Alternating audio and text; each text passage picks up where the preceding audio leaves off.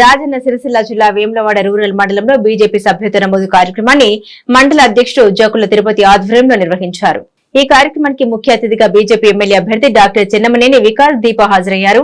అనంతరం పలువురికి సభ్యత్వం నమోదు చేయించారు. వికాస్ రావు మాట్లాడుతూ బీజేపీ పార్టీలో చేరడానికి యువత ఆసక్తి చూపుతున్నారని తెలిపారు. రానున్న రోజుల్లో దేశ సమగ్రత, అభివృద్ధి, సామాజిక న్యాయం బీజేపీతో సాధ్యమవుతాయని అన్నారు.